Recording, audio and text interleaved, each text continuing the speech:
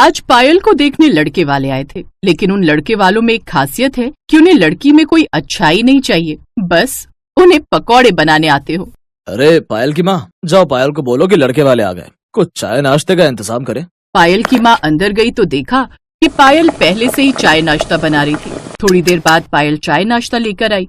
अरे राहुल बेटा, तुम्हें कुछ पायल से बात करनी हो या कुछ पूछना हो तो पूछ सकते हो, बाकी हमें तो बिटिया बहुत पसंद है।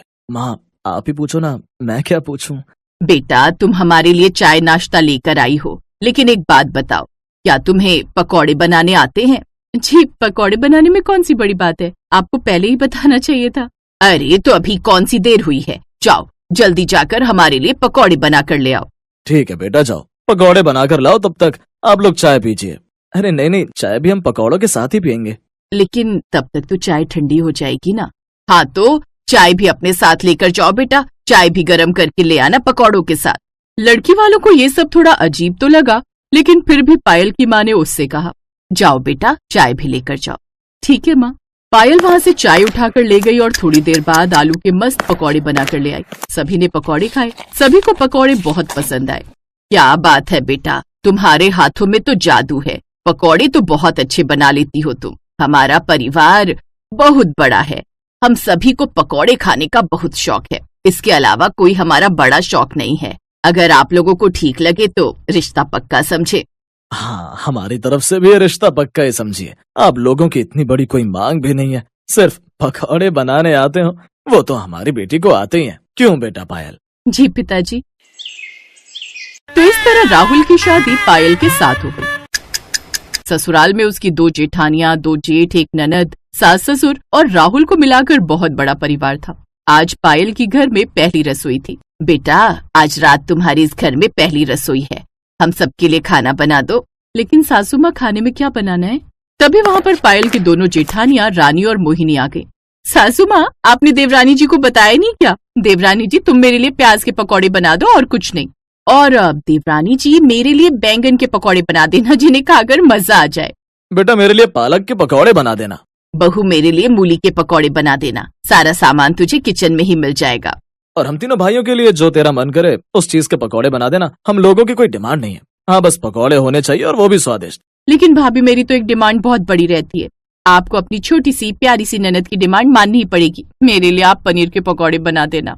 लगता है इन लोगों ने कभी जिंदगी में पकौड़े ही नहीं खाए। क्या सोच रही है बहू, तुझे कोई दिक्कत है क्या? नहीं सासू माँ कोई दिक्कत नहीं है, मैं बस पूछना चाहती हूँ कि आप लोग चटनी कौन सी लेंगे पकौड़ी के साथ? नहीं बहू, कोई चटनी वटनी नहीं चाहिए। ठीक है सासू माँ, अभी बनाती हूँ।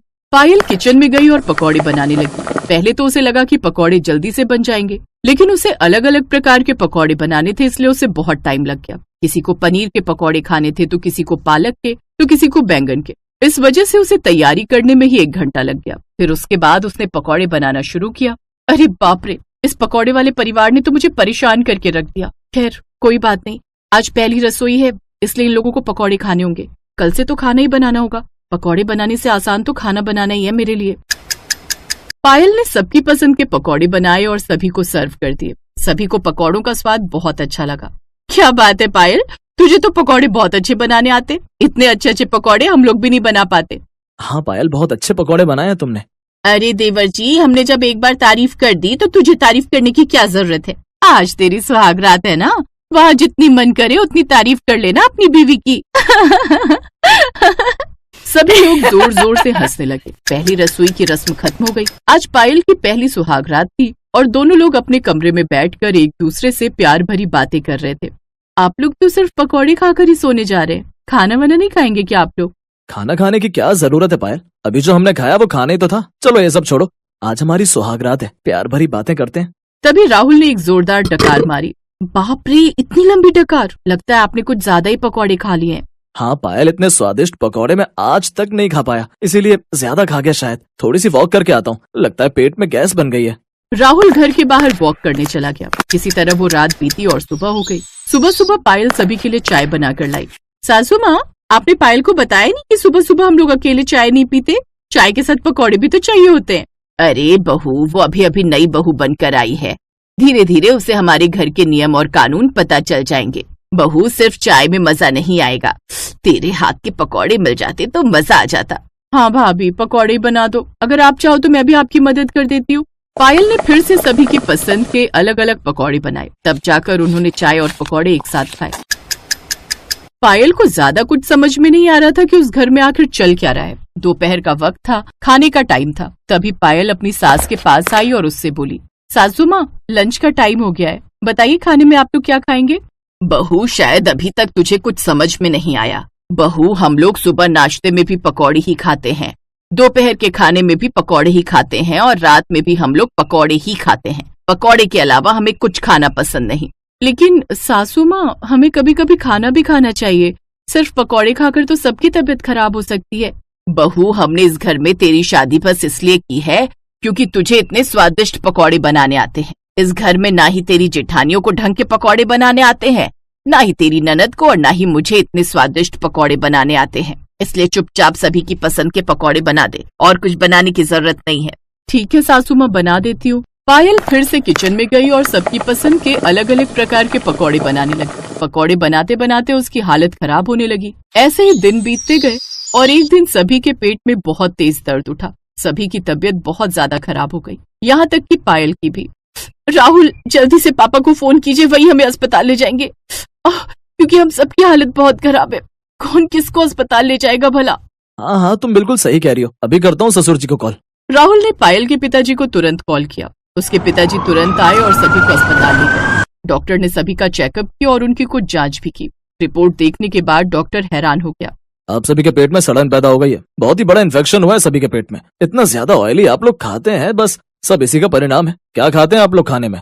डॉक्टर साहब, मेरे ससुराल वाले सुबह से लेकर रात तक सिर्फ पकौड़े ही खाते हैं। नाश्ते में भी पकौड़े, लंच में भी पकौड़े, डिनर में भी पकौड़े। कोई रिश्तेदार आ जाए उसको भी पकौड़े ही खिलाते हैं हम लोग। मैंने कई बार इन लोगों से रिक्वेस्ट की कि कुछ और खाइए वरना तबीयत खराब हो सकती है, लेकिन ये लोग नहीं माने। देखिए, बहुत बुरी बात है। अब आप लोगों को कुछ पौष्टिक आहार, हरी सब्जियां, ये सब लेने पड़ेंगे, वरना बहुत बुरा हो सकता है आप लोगों के साथ। अगर आपने पकौड़े खाए तो जो मैं दवा देने जा रहा हूँ, ये दवाइयां भी असर नहीं करेंगी, क्योंकि इम्यूनिटी भी बहुत वीक हो चुकी है आप लोगों की। डॉक्टर साहब, हमें नहीं पता था कि पकौड़े खाने से इतना नुकसान हो सकता है हम लोगों को। सिर्फ आप लोगों की ही नहीं, बल्कि आपकी बहुएं प्रेग्नेंट होंगी तो आने वाली संतान भी स्वस्थ पैदा नहीं होंगी, उसे भी शुरू से बीमारियां पकड़े रहेंगी। मैं तो कहूंगा अगले 6 महीने तक आप लोग पकौड़े को हाथ तक मत लगाना। उसके बाद खाने का मन हो तो कभी कभार खा सकते हो।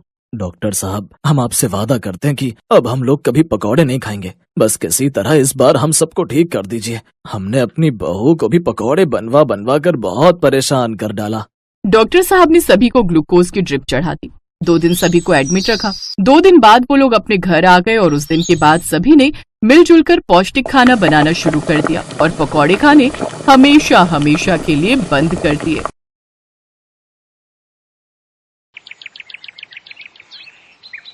अरे बहन जी, घर की बहू में तो साक्षात माँ अन्नपूर्णा का वास होता है। अपने परिवार को अच्छा अच्छा स्वादिष्ट और ताजा भोजन खिलाना तो हर औरत का धर्म होता है। बिल्कुल सही कह रही हो बहन जी, लेकिन आजकल पारिवारिक लड़की ढूंढ पाना उतना ही मुश्किल है जैसे गधे के सर में सींग। अब आप हमें ही ले लीजिए। अर्णव मेरा इंजीनियर है, कम से कम लाखों में सैलरी है उसकी, लेकिन फिर भी अपनी पसंद की लड़की नहीं मिल रही। वो क्या है ना, मेरा अर्णव विदेशी खाना खाने का बड़ा ही शौकीन है।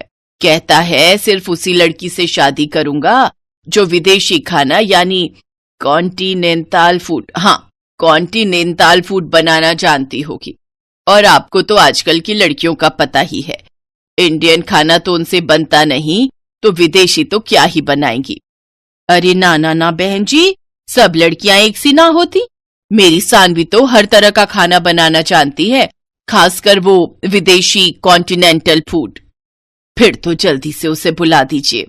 उर्मिला अपनी बेटी को बुलाने अंदर जाती है। देखो सानवी, जो भी हो बस इस इंटरव्यू को क्लियर कर ले।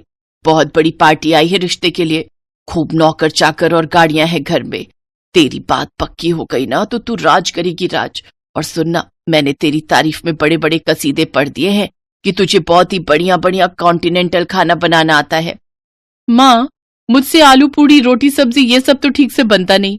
पराठा बनाती हूँ तो पहचानना मुश्किल हो जाता है कि पराठा है या श्रीलंका का मैप। और कॉन्टिनेंटल डिशेस का तो मुझे नाम तक नहीं पता।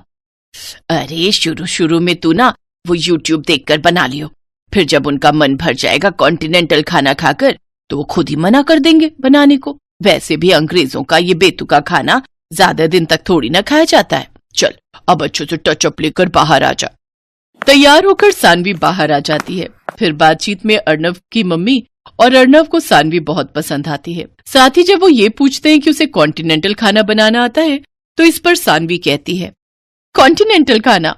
जी, वो बनाना तो मेरे बाएं हाथ का खेल है। ये बात सुनते ही लड़के वाले झट से शादी के लिए तैयार हो जाते हैं। कुछ ही दिनों में दोनों की शादी भी हो जाती है। शादी के बाद देखो सानवी, तुम्हारे हाथ के बने कॉन्टिनेंटल खाने की तारीफ तो हमने बहुत सुन ली। अब आज जल्दी से कुछ बढ़िया सा बनाकर खिला दो। अभी बनाकर लाती हूँ। रसोई में जाकर वो YouTube खोलती है, फिर सोचती है, नहीं नहीं नहीं नहीं नहीं, अगर मैंने इन्हें कोई फेमस डिश बनाकर खिलाई तो ये लोग समझ जाएंगे कि मुझे कुछ भी बनाने नहीं आता। ऐसा करती हूँ, कुछ भी बना देती हूँ और उसे कोई भी नाम दे दूंगी। सानवी फ्रिज खोलती है, उसे उसमें तुरई दिखाई देती है। वो कच्ची तोरी में मसाले लगाकर अवन में ग्रिल होने के लिए रख देती है। कुछ देर बाद वो उसे बाहर निकालती है तो देखती है सारी तुरई करारी हो गई होती है। हे भगवान, ये तो कुछ ज्यादा ही करारी हो गई है। हाँ, एक काम करती हूँ, मेयोनीज और टमाटो केचप दोनों को मिक्स करके इसके ऊपर लगा देती हूँ। फिर सानवी पूरे कॉन्फिडेंस के साथ वो परोसती है और खुद किसी बहाने से रसोई में चली जाती है। वो डिश देखकर अर्णव अपनी माँ से कहता है, छी माँ, ये कौन सी सब्जी की डेड बॉडी है, काली पीली सी। छी माँ, मुझे तो देखते ही उल्टी आ रही है। ऐसा ना हो मुझे उल्टी हो जाए। चुप कर तू, पता भी है मैंने कितने कसीदे पढ़े हैं तेरी तारीफों के। तू मॉडर्न है, तुझे विदेशी कॉन्टिनेंटल खाना पसंद है। अब कहीं बहू को पता चलेगा ना तू ऐसा है तो कहेगी किन गवार लोगों से पाला पड़ गया है। अब उसने बनाया है तो कॉन्टिनेंटल डिश ही होगी कोई। तू तो बस बीच बीच में झूठी मूठी तारीफ करता रही हो। ठीक कहती हो माँ, लेकिन सच्ची में माँ, ये बहुत ही वाहियात है खाने में। तभी सानवी वहां आ जाती है। वाह वाह बहू, क्या मजेदार कॉन्टिनेंटल खाना बनाया है तूने। इतना मजेदार खाना तो मैंने किसी 5 स्टार होटल में भी नहीं खाया। अरे वाह, माँ जी को मेरे हाथ की ये जली हुई तोरई इतनी पसंद आई। वाह वाह वाह भगवान, तूने बचा लिया। हाँ सानवी, अच्छा बना है। अब तुम कल बनाना इटालियन पास्ता। हाँ हाँ, क्यों नहीं। कम से कम कुछ तो जानी पहचानी चीज खाने को मिलेगी। अगले दिन सानवी इटालियन पास्ता बनाने के लिए किचन में जाती है और YouTube पर रेसिपी देखने लगती है। मुझे तो इनके नाम से भी चक्कर आ रहे हैं। भला मसालों के नाम भी कोई ऐसे रखता है क्या? और ये लेट जूस क्या होता है? सीधे सीधे पत्ता गोभी भी तो बोल सकता है। बस बहुत हुआ, अब तो मैं अपने हिसाब से ही पास्ता बनाऊंगी। और कौन सा ये अंग्रेज आते हैं हमसे सरसों का साग सीखने जो हम इनका पास्ता बनाए। उस दिन भी यही हुआ। सानवी ने पास्ता में व्हाइट सॉस मिलाने की जगह उसमें अरारोट और कॉर्नफ्लोर मिलाया। साथ ही साथ पास्ता में ढेर सारी लाल पिसी हुई मिर्च भी डाल दी। अब देखना, अब ये इनका आखिरी पास्ता होगा। इतनी लाल मिर्च छोंक के डाली है कि आज के बाद नाम नहीं लेंगे कॉन्टिनेंटल खाना बनाने का। सानवी वो पास्ता लेकर बाहर आती है। वाह वाह वाह, बन गया पास्ता। हाँ हाँ हाँ, लेकिन आज इटालियन नहीं, मैंने आखिरी पास्ता बनाया है। लाला बहू, आखिरी हो या पहला, हमें तो खाने से मतलब है। तू ला झट से प्लेट में निकाल। अर्णब और उसकी माँ पहला चम्मच खाने के बाद ही 2 गिलास पानी पी जाते हैं। पास्ता थोड़ा तीखा लग रहा है ये कहकर वो पास्ता छोड़कर उठ जाते हैं। अब वो हर रोज इसी तरह अजीबोगरीब डिशेस बनाकर कभी वो पनीर स्वाहा बनाती तो कभी साग अनकारा। एक रोज सास अपनी बहू से, बहू तेरी ना दिल्ली वाली बुआ सास, उनका बेटा और बेटी भी आ रहे हैं। तू ना उनके लिए वो सब कॉन्टिनेंटल खाना बनाना जो तूने हमारे लिए बनाए हैं। वो बुआ ना बड़ा ही मजाक उड़ाती थी मेरा कि भाभी तेरी जिंदगी तो दाल चावल रोटी में ही कट जाएगी। हमारे घर तो हर देश का खाना बनता है। आज सबको दिखा दूंगी मेरी बहू कितनी गुनी है। हैं? अब पर माँ जी, मैं कह रही थी कुछ सिंपल ही बना लेते हैं। सबको ना ये मिर्च मसाले वाला खाना पसंद नहीं आता। नहीं, तुम वही सब बनाना, उन लोगों को भी पता चले कि हमारी बहू कितनी मॉडर्न है। और हाँ, वो पनीर सुहाहा और आखिरी पास्ता भी जरूर बनाना, बस मिर्च थोड़ी कम रखना। शाम को सब मेहमान आ जाते हैं। दिल्ली वाली बुआ, उनकी बेटी और कनाडा में 7 साल तक शेफ की नौकरी करने वाला उनका बेटा मयंक, वो सब सानवी के लिए गिफ्ट लेकर आते हैं। फिर रात को सब बैठकर साथ में डिनर कर रहे थे। मयंक बेटा, तू तो एक बढ़िया शेफ है, लेकिन मेरी बहू तो तुझसे भी बड़ी शेफ है। उसके हाथ का पनीर सुहाहा और आखिरी पास्ता तू खाएगा ना तो उसका स्वाद तो तू भूलेगा ही नहीं। फिर मयंक एक एक करके वो डिशेस चखने लगा तो उसका दिमाग घूमने लगा और वो गुस्से में कहता है, जी अब बस भी करो, कॉन्टिनेंटल के नाम पर ये क्या खिला रहे हो आप? जली हुई तोरई, राख हो चुके पनीर टिक्के और अरारोट में बना हुआ आखिरी पास्ता, ये भी कोई खाना है? अरे ये कॉन्टिनेंटल तो क्या कोई फूड ही नहीं है। भला कौन से ग्रह के लोग ऐसा बेस्वाद खाना खाते हैं? मैं एक शेफ हूँ और अच्छे से बता सकता हूँ इसमें क्या क्या डला है और ये कैसे बना है। सानवी बहू, ये जो कह रहा है वो सच है। मुझे माफ कर दो मम्मी जी, मुझे लगा था मैं यूट्यूब से सब देख देख कर बना लूंगी, लेकिन सब गड़बड़ हो गया। पर आप दोनों तो उंगलियां चाट चाट कर खाते थे ना? उंगलियां चाट कर नहीं, बल्कि नाक बंद करके और अपनी उंगलियां रोक रोक कर खाते थे, क्योंकि सच तो ये था हमने कभी पहले कॉन्टिनेंटल खाना खाया नहीं था। तो क्या आपने झूठ कहा मुझसे? हाँ बेटा, जैसे शादी करने के लिए तेरी माँ ने झूठ के पहाड़ बनाए ना, वैसे ही मैंने भी बनाए। हाँ, और आप दोनों के इस झूठ में आखिरी पास्ता हम दोनों का बन गया। ये बात सुनकर सभी जोर जोर से हंसने लगते हैं।